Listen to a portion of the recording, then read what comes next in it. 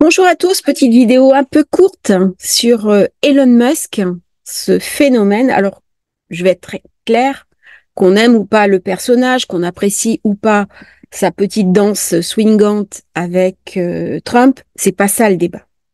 Le débat, c'est de voir comment on peut passer d'une astrologie personnelle à une astrologie d'entreprise.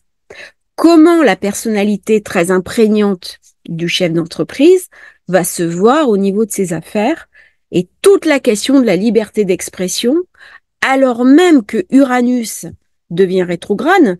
Vous avez vu hier au soir, il y a eu plein d'inondations. Je l'avais annoncé dans la vidéo de la semaine.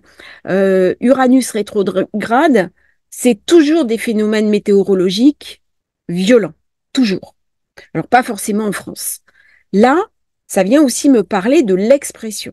Jusqu'où je peux aller et où est-ce que je ne peux pas aller. Et dans le titre sur Uranus, j'avais parlé des libertariens. Les libertariens, c'est une approche très ouverte du monde de la communication. Et parmi ces libertariens, il y a un certain nombre de milliardaires, dont Elon Musk. La Cour suprême a confirmé lundi la décision de l'un de ses juges de suspendre le réseau social X pour avoir ignoré une série de décisions judiciaires. Bon, blablabla. C'est-à-dire que, en fait, il y a un coup de poing qui est tapé sur la table parce que ce que fait Elon Musk, ça ne plaît pas. Voilà. Alors, on va pas rentrer dans le fond du problème. C'est pas ça l'idée. C'est vraiment de voir ce que ça raconte au niveau astrologique. Et ça, c'est très intéressant. Alors là, il passe un tweet il y a 4 heures des, du peuple brésilien qui marche pour la liberté, protestant contre le régime judiciaire et défendant la liberté de parole. Donc on en est là. Twitter a été créé le 21 mars 2006. Voilà la carte de Twitter. 21 mars 2006. Alors c'est très intéressant de faire ça. Je le fais aussi, une astrologie d'affaires pour des entreprises qui à un moment donné ont une difficulté. On voit pour anticiper, on voit pour interagir avec l'entreprise. C'est intéressant aussi dans certaines approches managériales. Ça ne se gère pas aussi un thème natal, un thème personnel. Alors Twitter n'existe plus. Twitter, c'était le gazouille, c'était le petit oiseau. Je viens, pop, pop, pop, pop, je parle un petit peu et je repars. Mais si on regarde l'ancienne carte de Twitter, qui est devenue X, qu'est-ce qu'on voit? Regardez le nœud sud où il est. Regardez le nœud nord où il est. Vous avez compris le problème? Bien sûr, j'ai quelque chose qui vient de débarouler. J'ai un guide pour ma climatisation et c'est lui qui vient de tomber en faisant un bruit énorme. Je vais pas tout réenregistrer, je m'excuse auprès de mon audience. Donc vous avez, bien sûr, l'ancien thème de Twitter. Eh bien, on voit bien le problème. Voilà. Et c'est là où je vais avoir en plus ce passage de Vénus, ici. Et le mois prochain, je vais avoir l'éclipse. Regardez. Regardez à quel degré elle se situe, l'éclipse. On sera à 24, ici. J'ai dit une bêtise, ça sera la pleine lune.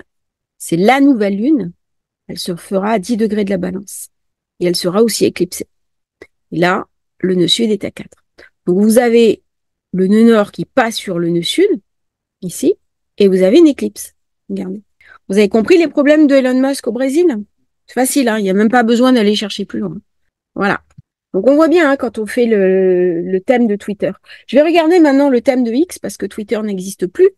Ça a été revu, corrigé. On a juste confisqué le nom, on a gardé le contenu. Et vous voyez, cette carte, elle est toujours valable. Et c'est ça qui est intéressant en fait en astrologie. C'est ça qui est compliqué aussi. C'est qu'on ne peut pas se contenter juste d'une carte. On est obligé de regarder parfois une antériorité, de voir une certaine logique. Surtout quand on fait de l'astrologie d'affaires. Hein, on est obligé d'emboîter des choses.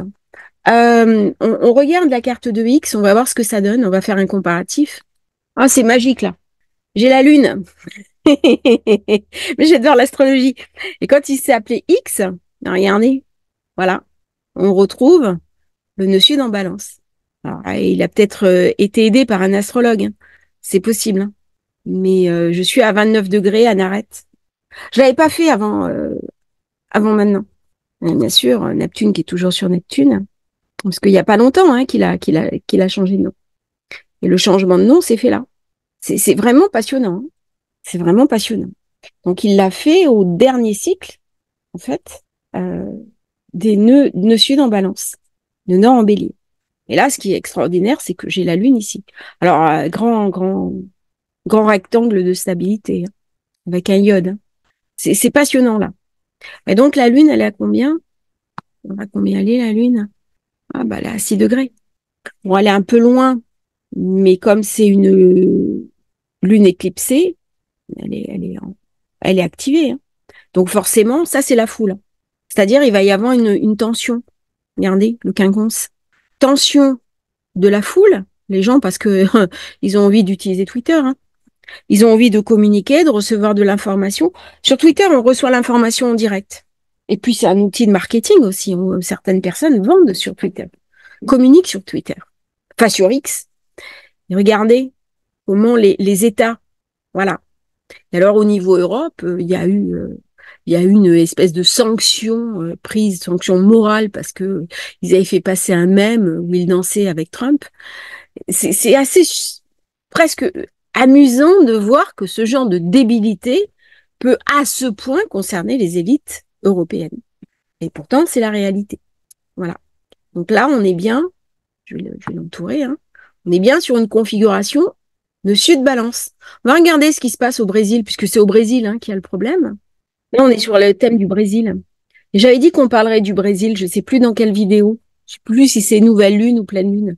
La nouvelle lune, là, de ce mois-ci, se fait à 11 degrés. Regardez, on est à 14. On a conjonction. Comme par hasard, ça vient se pouter avec Mercure. C'est intéressant, hein? On voit comment... Alors, je l'ai pris sur Astrothème, que je salue au passage, parce que j'ai le même thème, hein, dans mes tablettes. Donc, par facilité, je l'ai pris sur Internet. Mais vous voyez comment c'est intéressant. Et donc, la Vierge, c'est celle qui organise, c'est l'administration aussi, hein. Elle est méticuleuse. Elle organise, elle classe, elle trie, elle range chaque chose bien à sa place. Surtout avec un Mercure en Vierge. Et là, qu'est-ce que j'ai? Mercure qui passe en Vierge. Donc, vous voyez, et Uranus en Taureau. Donc, qui vient s'opposer à la Lune noire. Regardez, on voit bien les configurations. Bien sûr, la population locale n'est pas d'accord. Forcément. Là, c'est un petit peu tiré par les cheveux, mais j'ai Mars qui va passer sur ici, là. Regardez, le Soleil. La rétro de Mars, elle va se faire là, hein. Euh, c'est vraiment intéressant. Parce que la nouvelle lune, elle se fait, là, Mars est à 8, à 11. Bon, ça fait beaucoup. 9, 10, 11. Ouais, ça fait 3.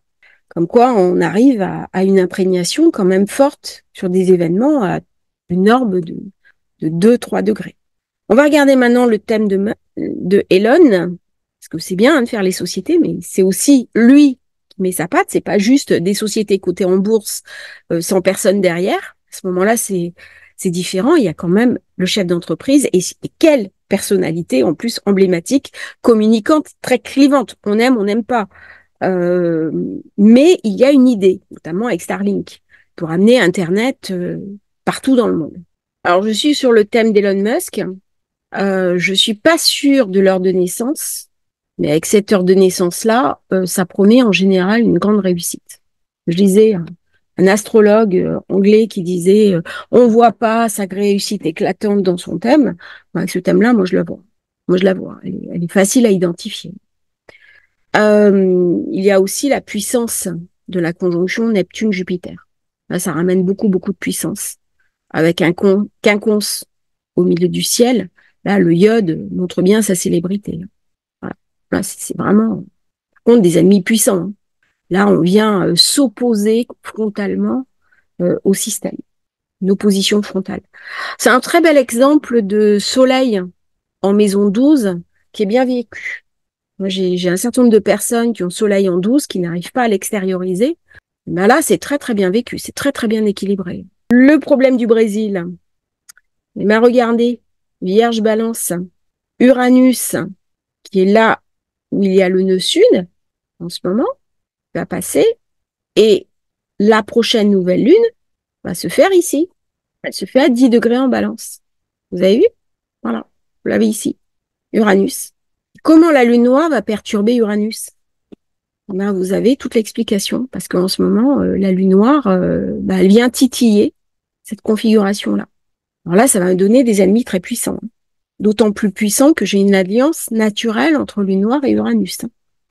Et au plus il va monter, prendre du pouvoir, de la visibilité, au plus les ennemis vont se renforcer, jusqu'à devenir le choc des titans. Saturne contre Jupiter, Neptune, Mars contre Jupiter, Uranus, là, avec la lune noire, tous les coups seront permis contre lui, hein. C'est intéressant, hein. Et Mercure est où? Comme par hasard, il est ici. Voilà. Alors, il n'y est pas encore, hein. Je crois qu'il arrive le 10. Faut que je vérifie parce que sinon vous allez me dire, ah non, mais c'est pas telle date. Je vais vérifier. Ouais, c'est ça, c'est à 10. Donc, vous voyez comment c'est intéressant. Alors, par contre, lui n'a pas nœud nord, nœud sud en bélier balance. Mais par contre, avec son nœud nord en verso, forcément, ça vient renforcer Uranus. Ça va me poser aussi la question de la rétro de Pluton, hein. Très intéressant quand Pluton passera sur le nœud nord. Là, il y aura un vrai changement de cap. Vrai changement de cap. C'est intéressant, hein. Voilà, je vais pas faire plus long. J'espère que ce petit format entre deux vous aura intéressé. Je vous remercie aussi pour vos souhaits de bonnes vacances. C'est pas vraiment des vacances. Je décompresse pas. Je dois récupérer quelque chose. J'ai moi-même des formations en retard que je dois faire. Je dois me réactualiser. Donc voilà, je prends pas de rendez-vous pendant quelques jours. Je souffle un petit peu. Ça va me permettre aussi d'être un peu centrée sur moi-même, de méditer, de me ressourcer. Même si je n'arrête pas tout, vous aurez toujours les vidéos, mais je vais un petit peu lever le pied. Je vous remercie pour vos bons souhaits, en tout cas.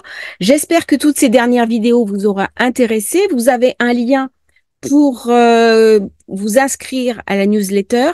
Et si vous souhaitez qu'on fasse le thème de votre entreprise, de votre future création d'entreprise, de votre dépôt de marque, c'est très intéressant à faire.